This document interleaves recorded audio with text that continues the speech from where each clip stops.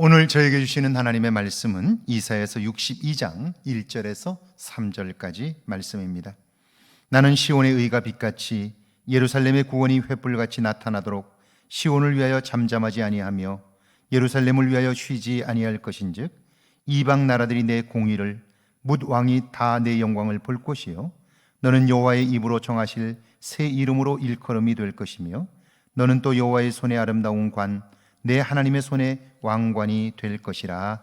아멘. 하나님의 말씀입니다. 할렐루야.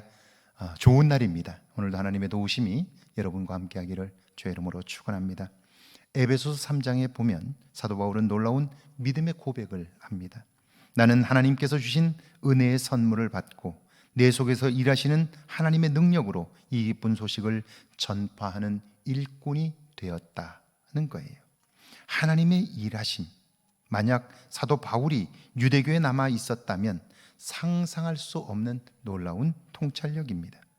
유대교인들은 온갖 미사여구를 사용하여 하나님을 경외하는 것 같지만 아닙니다. 왜냐하면 하나님을 하나님으로 인정한다는 것은 지금 그분의 관심사를 아는 거예요. 그분이 행하실 일에 준비되어 행하는 것이죠. 그런데 그들은 지금 하나님이 하시는 일에는 관심이 없습니다. 그러므로 지금 그분이 행하시는 일을 알지 못하는 거예요. 일하시는 하나님에 관한 통찰력은 그러므로 산 믿음의 열매라고 말할 수 있는 거예요. 1절입니다.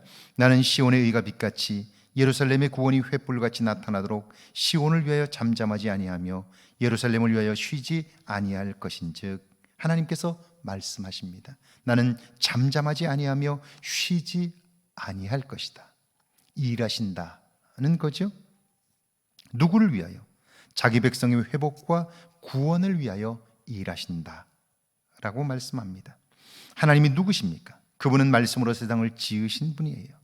그런데 그분이 일하신다는 것이 여러분 어떻게 생각하시나요? 하나님이 말씀으로도 넉넉히 모든 일을 하실 수 있는 그분이 오늘 나를 위하여 일하고 계신다. 이것은 그분의 우리를 향한 사랑을 표현한 것이죠. 불의가 가득했던 시온을 하나님은 의롭게 하셔요. 썩어 냄새나던 예루살렘의 구원의 횃불을 높이 드시겠다고 말씀해요. 그 일을 위하여, 회복을 위하여 하나님은 일하고 계신다 라고 말씀하고 있는 거죠. 2절입니다.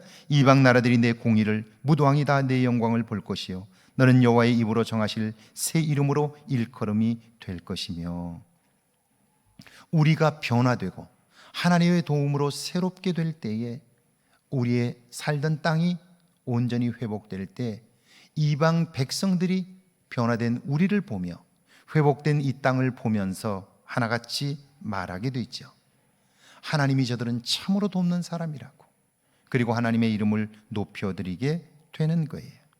이제 이스라엘은 구박받고 속박당하는 백성이 아니라 하나님이 세우신 제사장 백성이 되죠. 그리고 하나님께 영광을 돌림으로 많은 사람들이 하나님의 살아계심을 알 수 있게 되는 거예요. 그런 백성들의 삶은 어떨까요? 3절입니다. 너는 또 여호와의 손에 아름다운 관, 내 하나님의 손에 왕관이 될 것이라. 이제 그는 하나님을 자랑스럽고 화려하게 나타내는 면류관이 됩니다. 그분의 권위를 드러내는 화관이 되죠. 하나님의 권위와 위엄을 드러내는 도구가 되어 세상 모든 사람들이 그를 통하여 하나님을 배우게 되는 거예요. 하나님의 백성들이 이것보다 더한 영광은 없는 거죠. 하나님이 자기 백성을 이처럼 높여주실 때 그들의 입에는 찬송이 끊이지 않습니다. 입술에 웃음이 넘쳐나게 되는 거죠.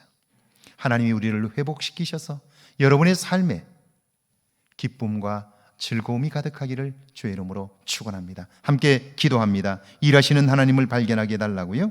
하나님과 함께 거룩한 일에 동참함으로 하나님의 면류관이 되게 해달라고요. 함께 기도합니다. 하나님 아버지, 은혜와 사랑을 감사합니다. 내 삶 속에 일하시는 하나님을 발견하게 하옵소서. 하나님과 함께 거룩한 일에 동참함으로 하나님의 면류관 되어 살게 하옵소서. 오늘도 하나님의 기쁨 되어 살아감으로 내 안에 기쁨과 감격이 있도록 축복하여 주옵소서.